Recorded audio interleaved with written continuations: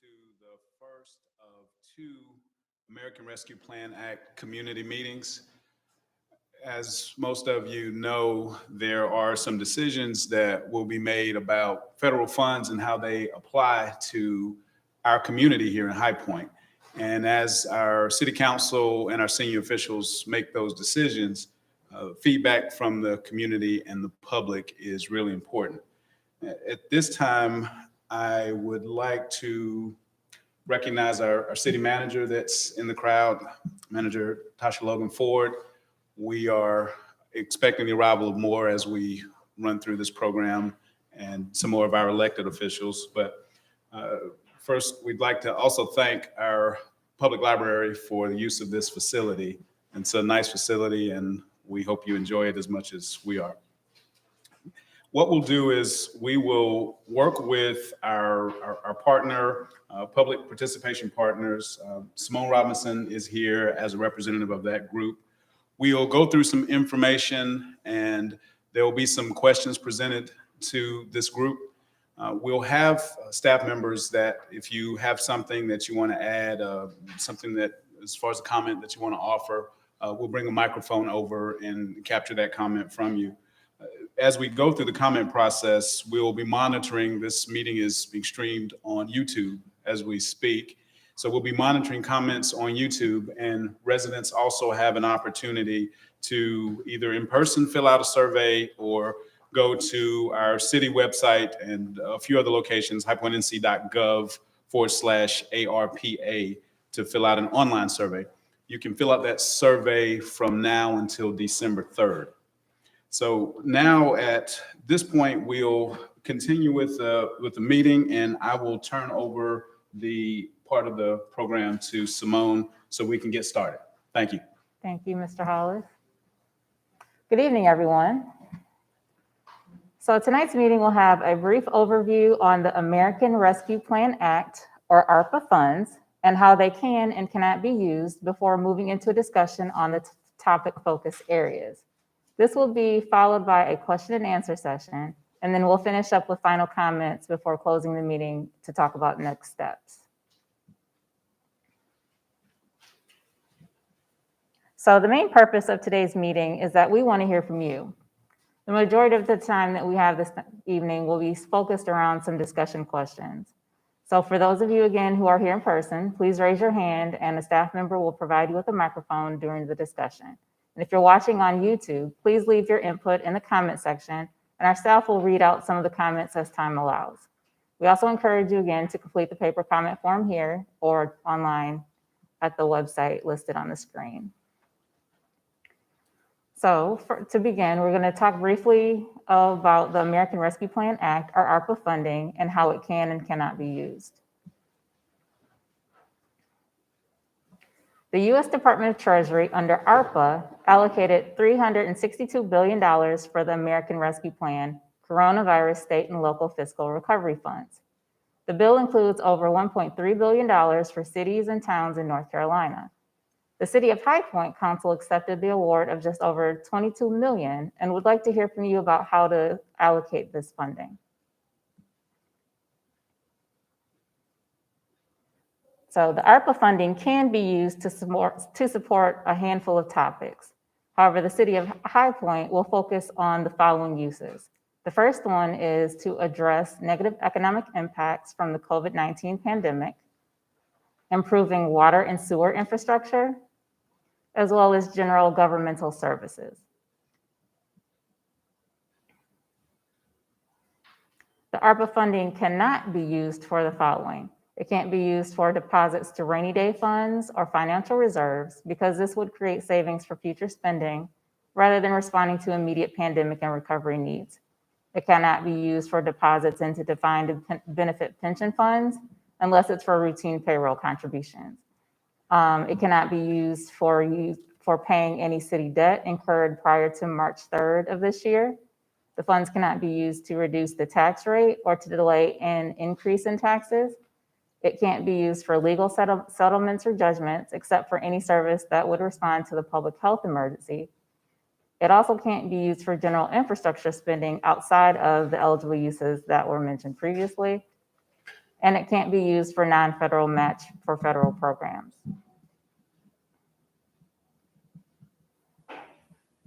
So now that we understand how the ARPA funds can and cannot be used, let's talk about how you and your community would like to see the funding allocated.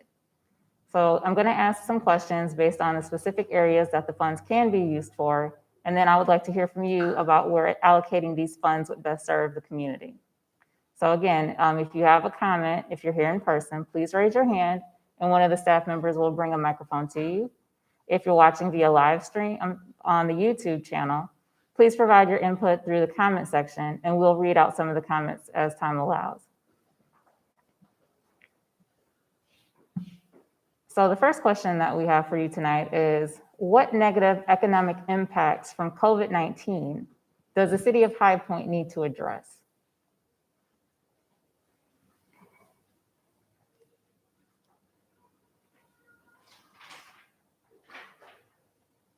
Please feel free to go ahead and raise your hand and staff will bring you a microphone to speak.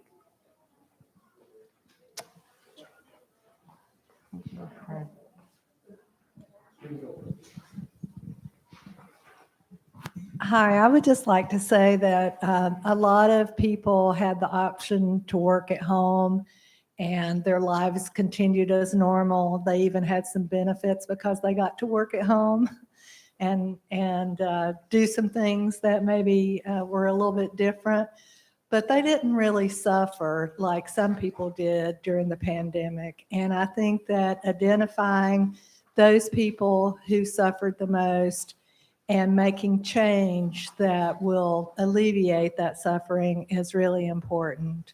I'm very thankful. I am privileged and I know it. And I'm very thankful that I was able to work at home. I made a choice. A lot of people did not have that option and they did not have that choice and they continue to suffer the consequences. And I know there was money made available for like rent assistance, but I've also heard about all the problems that are associated with that.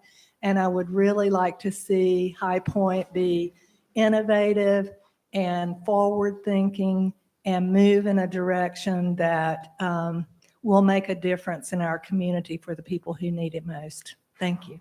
Thank you.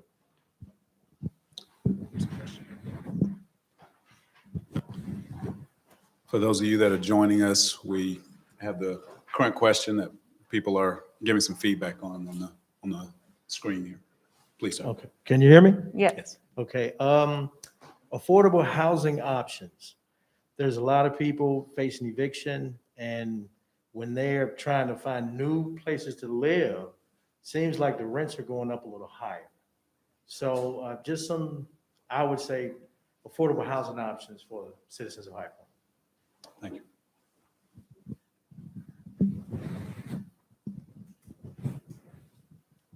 Other comments or observations on negative economic impacts?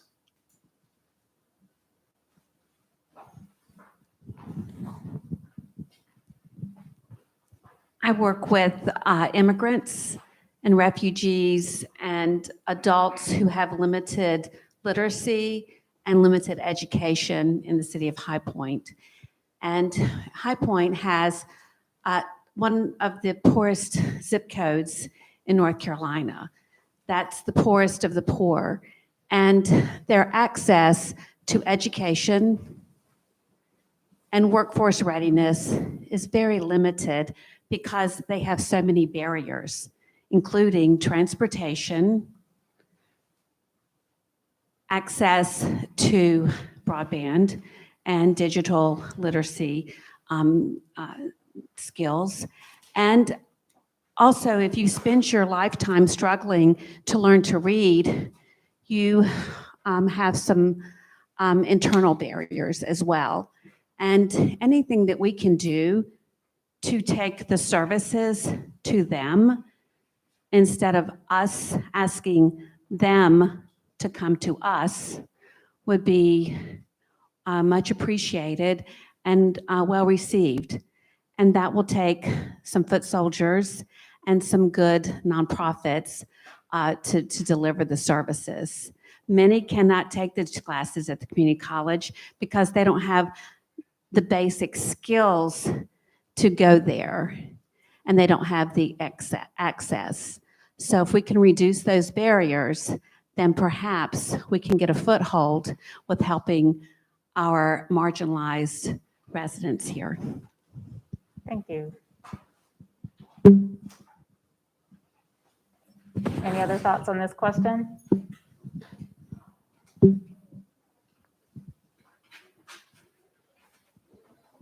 Okay, I got another one. go ahead. Maybe some incentives to get people to get back to work. I know there was a little drop off here the last couple of years. So a lot of people, I don't think are motivated to go back to work. So maybe something that the city can do to help incentivize individuals, to fill some positions and, get some employment. Thank you. Any other thoughts on the economic impacts from COVID-19?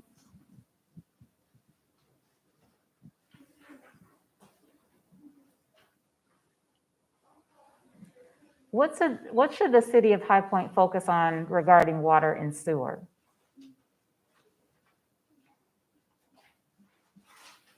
This could be, go ahead.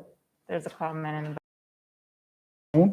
I mean, as you know, I've kind of presented this about the old police station, but I really think this money is a moment in time that we need to take advantage of in High Point, and to do sort of regular kind of infrastructure is missing the point of this $22 million. So I would encourage the city not to focus on water and sewer.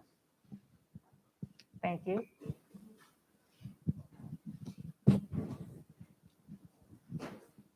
Are there any other thoughts on this topic? I would focus on improving our water, because the water around the country is really, municipality water is not that great for you. And I know some of my friends, they go out and get better water, so it's better for you. So if you want to stay healthy, the first thing you need is water. And if you don't got good water, you're already defeated. And then maybe some older infrastructure on the sewers. Thank you.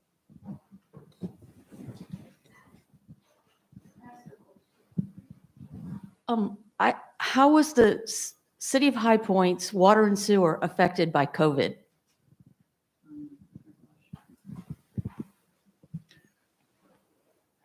We have staff available, and we'll try best to answer that question. We want to, as we keep it moving with the different topics, we'll try not to have as many questions and answers, but I think Assistant City Manager. Water and sewer infrastructure is one of the permitted uses of the COVID funds. So that's why this question is being asked. I'm sorry?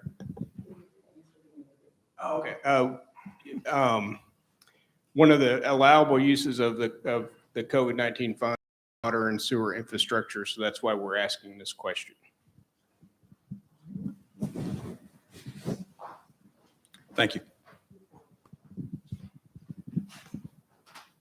I would echo what Patrick has said, that not necessarily to focus it, but on water and sewer.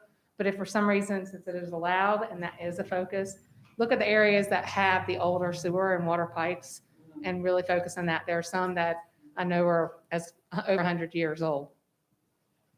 Thank you. I wanted to clarify on the water and sewer piece as well.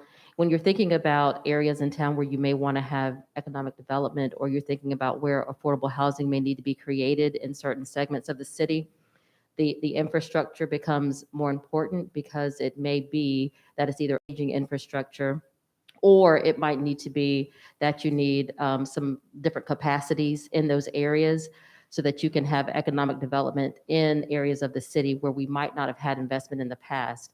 So I think that is one of the premises of why the funds can be used for water and sewer infrastructure. A lot of times people look for economic development. They're looking for buildings, they're looking for the houses to go up. But if you don't have the water and sewer there, or you don't have the streets there to support the development that you want to see in those communities, then it's hard to develop them the way that neighbors would like to see. Thank you. And for our production, as you speak, if you can stand up so we can catch you, so you're not kind of blended in with the other. So please. Thank you. First, the question, would this include like stormwater? Like as far as like the stormwater? Okay. Yes.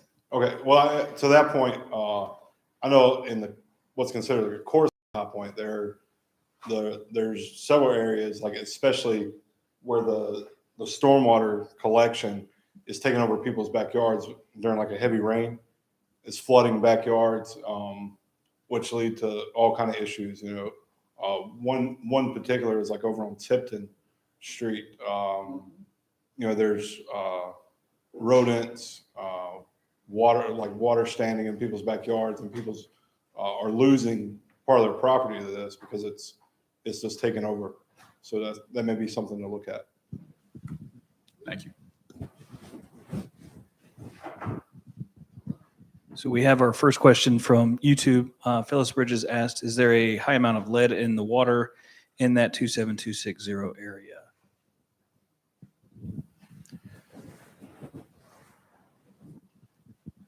I think for that question, I think that our water and sewer staff and our public services department, they are constantly working with our infrastructure to make sure that we're providing and delivering the best quality water to our community. When you talk about lead in the water, without spending a lot of time on that, with the work that's done by some of the agencies and some of the support groups, what a lot of people are finding with lead is it's a lot of times issues with the infrastructure of the houses themselves. So that's not a really simple answer to the question, but as far as our water and sewer infrastructure, we're constantly testing and making sure that the water that's delivered to our residents is of the highest quality, and that will be the answer. There might be others in staff that have other reflections. Any other questions from YouTube? Thank you. Are there any other thoughts regarding the water and sewer? Okay.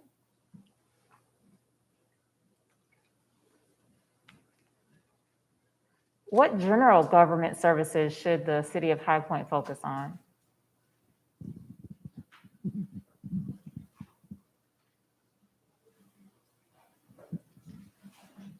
Yes, sir. I think coming from the perspective that I've been here in the city for about 7 years, I pastor here in the city of High Point. And what I've noticed over the 7 years working with the United Way and also as one of the board of visitors for High Point University, we've noticed throughout the whole entire city that the low educational rate is one particular thing that we look at. We was able to adopt Fairview because the state was about ready to take over that school about 2 years ago, and we helped them get some programs in place for that, as well as the food disparities. Of course, we know it kind of disappointed me to look at the news to find out that on CNN that High Point was ranked number 2 in the nation for hunger. And of course, we know at this present time we have about 14 food deserts in the city. Also, with that being said, we have something that we're doing. We purchased 17.5 acres of land at 1133 Springfield, and we're also in the process now of developing a learning and a development center for children. We're actually doing some classes that's going to help people move from being renters to homeowners, as well as we're doing a community garden to help with food disparities, and also doing some classes and training in that avenue as well. Also, with that being said, we have a full gymnasium, also with flexible space that we're building to give people more space for meetings. So when it comes to some of the things that the city can actually look at, we really like to partner with you as it relates to the educational piece, as well as the economical piece, because there's a lot of people that are not even aware of how to even do finances. So what we've done in our church is we've partnered with BB&T and brought people in to start them from grassroots on how to actually move up. Because one of the things I believe is that because of the crime rate that we're seeing in the city, is because the things are not being addressed at the grassroots that needs to be addressed. Because one of the problems that we have at High Point, of course, we know is drugs, alcohol, gang activity, and a lot of different things. And because of that, we're constantly in the news. And what we'd love to do is to be able to curb that by being able to address the roots. I believe that if we start an educational program that would address some of these things and get to these kids sooner, I believe that we could curb some of the things that we're looking at as a city at large. So we have some programs that we've instituted, as well as we've created a program called The Pathway, and some things that we'd love for you to take a look at. And we'd love to partner with you guys to be able to take a look and see what we're doing to try to make an impact here in the city of High Point. Thank you much. Thank you.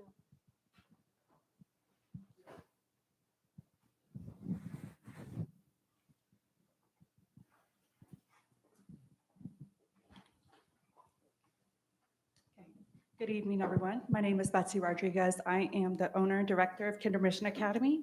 So just to piggyback on what you were saying, education is something that our community needs. Currently, right now, I serve 65 families, but just like everyone else is going through, we are having difficulty in finding quality staff. Quality staff, everyone is understaffed, overworked. Currently, I have 35 students on my waiting list. And the biggest problem is, and I'm just gonna share with you some numbers and some data. Can you hear me? Okay, first, when the state rolled out the COVID program, they gave out an emergency fund. With the emergency fund, parents were eligible. The first parents that were eligible were voucher parents. Those parents are right now making $34,000 for a two-parent household. When this fund was available last year, when COVID first came out, a parent of a two-parent household, not a two-parent, when it comes to one parent, one child, can make $51,000. That's a $17,000 difference.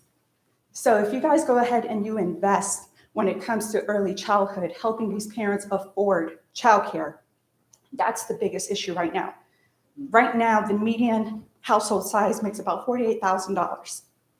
That right there is a $17,000 difference when it comes to just the minimum or the maximum that they can make. And right now, the affordability, that's the biggest issue. That's why parents are not taking their kids to school. On top of that, they're not eligible for these programs. You have to be within the 200% when it comes to the subsidized care assistance. So being able to provide a program in which we are able to help that bridge the gap when it comes to subsidizing these funds, it's going to help our families, it's going to help the children, and specifically in quality programs.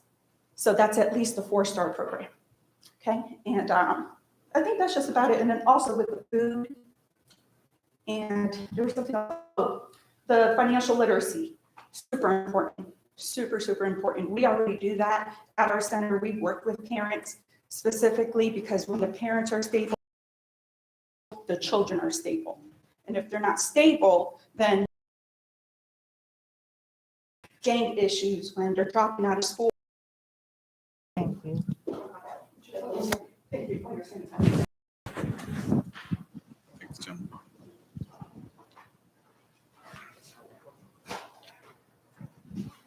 Okay.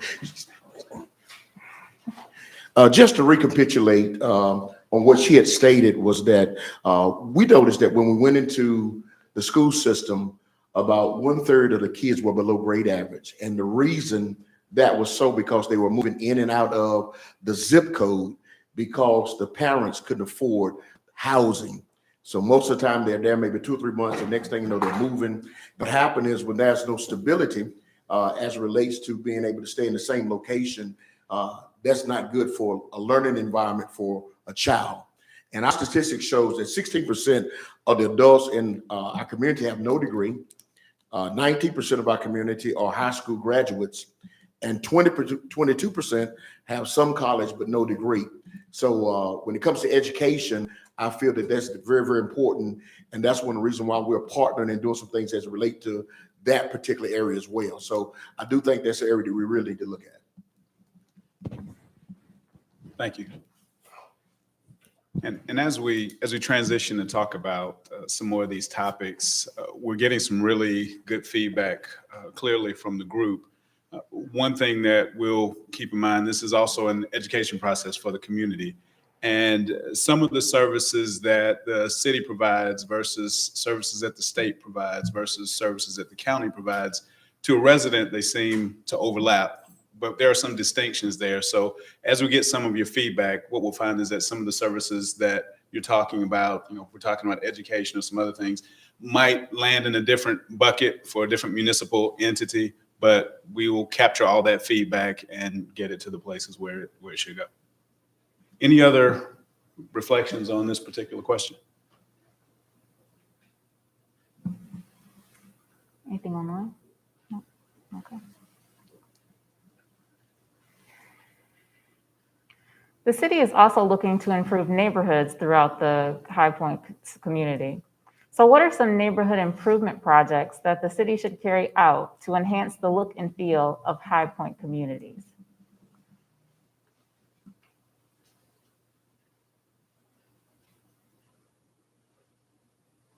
Go ahead. Sidewalks. The city has a dearth of sidewalks, and it's been talked about for a long time, and nothing's ever happened. It's a simple thing, but sidewalks. Thank you. One of the things I noticed is that to make a better High Point, I feel like High Point should be reflected on every street that you turn in the city of High Point. It seemed like you can go down some streets in the city, see all these beautiful high-rise buildings, especially during furniture market, people downtown. But if you turn down any street on zip code 276063, you begin to notice that the houses are not reflective up to the standard as what's needed as far as what I think should be a standard for most houses in the city. I don't know if it's because there's only certain zip codes that funding are being available for, but a lot of the housing need to be upgraded in a lot of the areas, not just sidewalks, but the housing themselves need to be upgraded because it's not reflective as to what I think the city wants to represent. Thank you.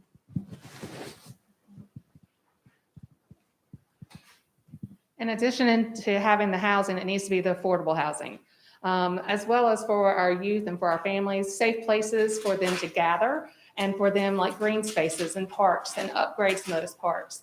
Ensuring that all aspects of our community are clean. There are some spaces that are really focused on and some that are not, and to remove that blight. Thank you. We have one comment in the back, and then we have some comments from YouTube.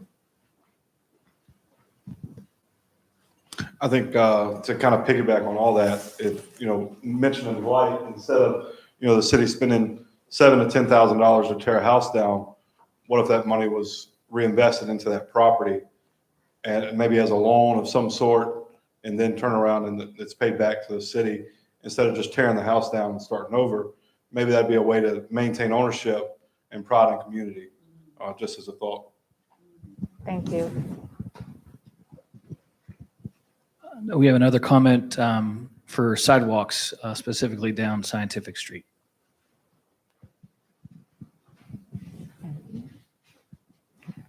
Are there any other thoughts on how the city can improve neighborhoods?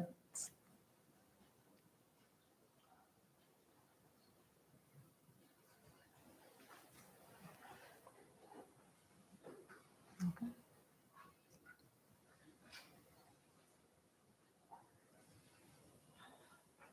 Do you have any questions for us regarding the ARPA funds or the process for allocating them?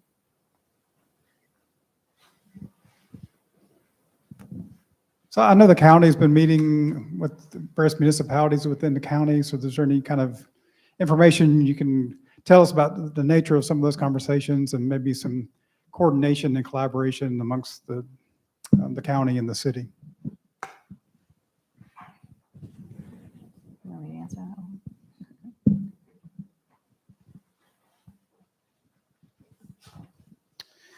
Another comment, bury the power lines on Washington Street. It was not done in the last beautification project for the section. The quality coordination. Okay. Oh, we got another. The question regarding county coordination. Oh, okay, for county coordination. Yeah. Yeah, please, go ahead, I'm sorry. So yes, all the municipalities that received money are also coordinating with the county of Guilford, who also received a separate pot of money themselves. And so we're also working with county on the ARPA engagement for their effort.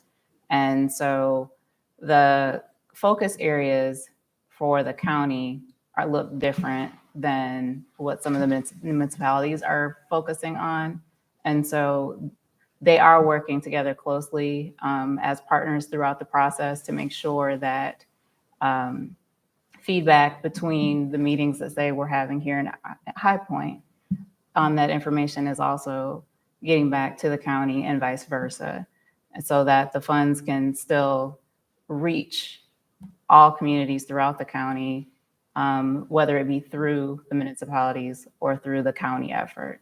And so it started with the listening sessions that the county held, then moved into these listening sessions, and then there will be additional engagement efforts that the county holds, as well as other municipalities over the course of the next few months to make sure that they're hearing from as many people as possible so that these funds can be allocated in a way that best meets the communities that they serve.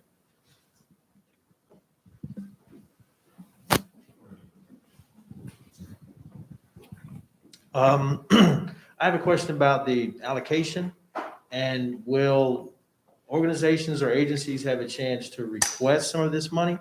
Or is there another process of how can, like a local organization tap into some of that resource? This part of the process is the listening session. I think as the process advances on our website with our community engagement, this is just the first piece. So I think we'll see some other things developing. I don't know, to answer your question specifically, if we've mapped a process out to the level of detail that you're talking about, but I would expect those details to come forward in the future. But nothing to share as of tonight regarding that question, but that is something that we'll keep in mind moving forward.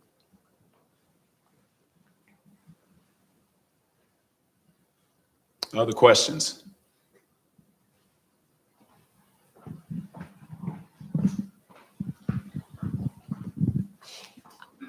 Greensboro's applications were received as of the 5th of November.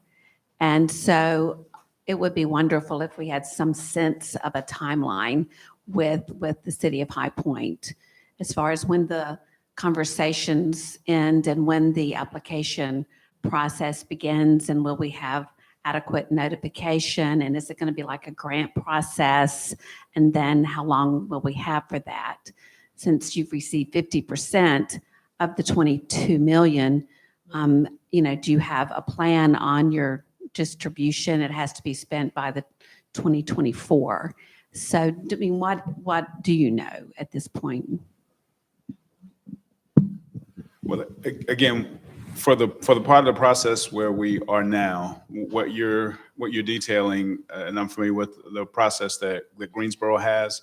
For our process, we are, as far as a timeline, we're not as far along in deliberation as far as comparing to Greensboro. But the feedback as far as what's important to the community, the transparency, how the dollars are being spent, those things are important, and we expect in a reasonable amount of time to be able to share more details with you on the website, but just didn't have that to share tonight. So I know that doesn't answer your question, but thank you.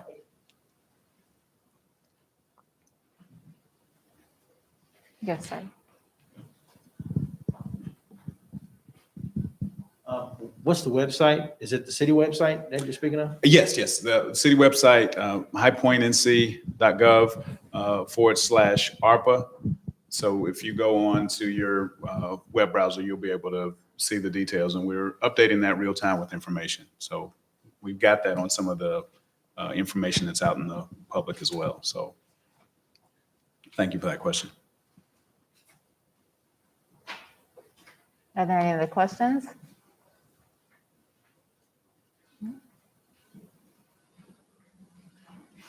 Anything online? Oh, okay.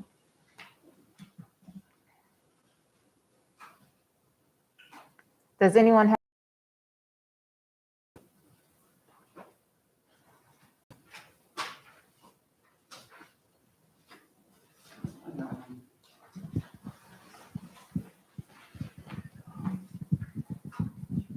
How do we go about getting more people involved?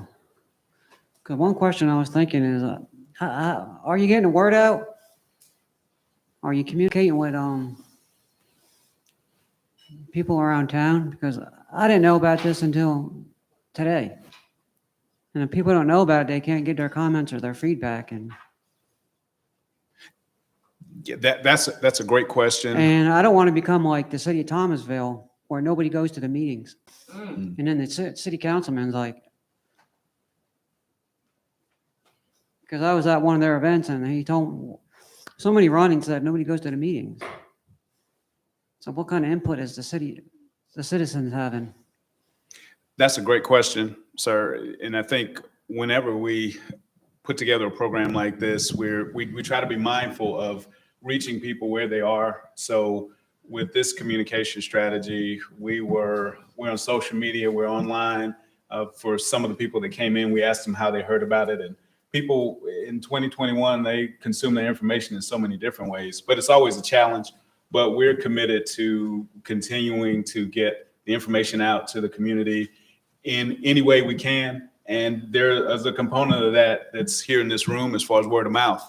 So if you're concerned about this, chances are there are people in your neighborhood or people in your community, people on your job. So old-fashioned word of mouth helps too. So seems like a very engaged group, and I'm sure there's others in the community that are similarly engaged. We have another listening session scheduled Thursday at 6 o'clock at the High Point Museum.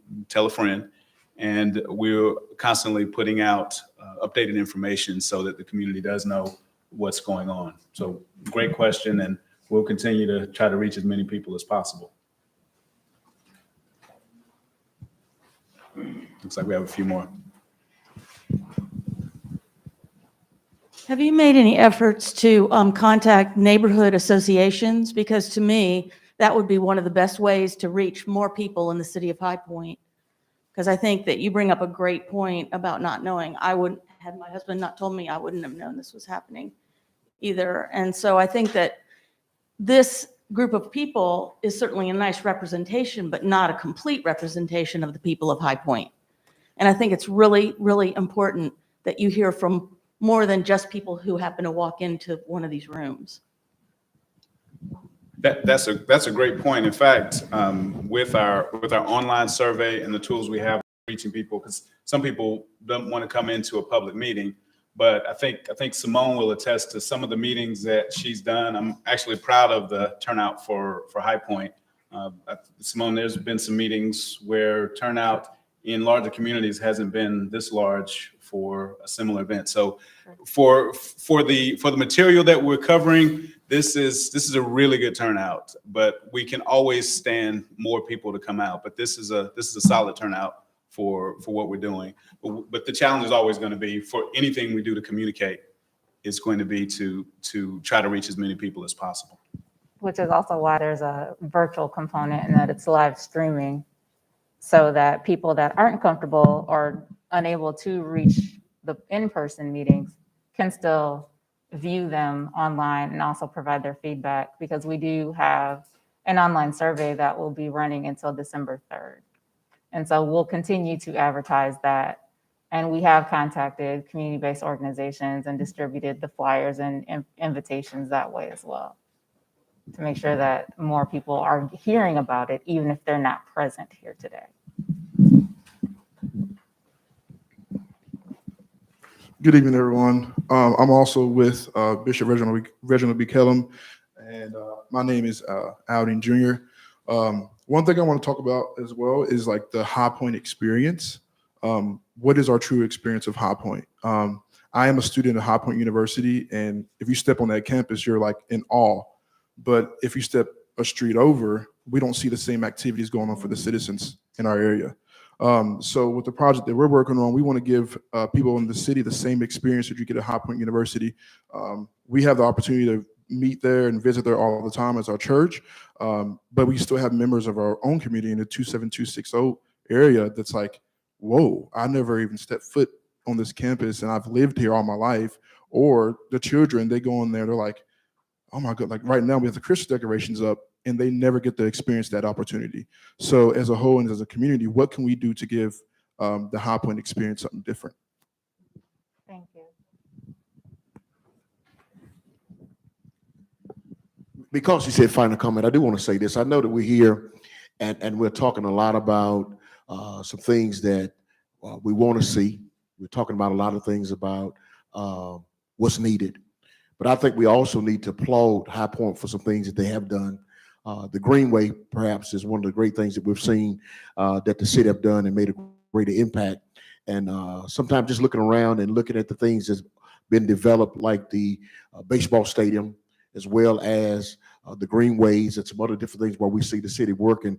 A lot of times we come together, it's not just about what you can do. We do want to applaud the city for some things that they've already done. And of course, anything that we can partner with to further that, that's where we're here tonight. Thank you. Any other final comments or questions? All right, we can go into next steps.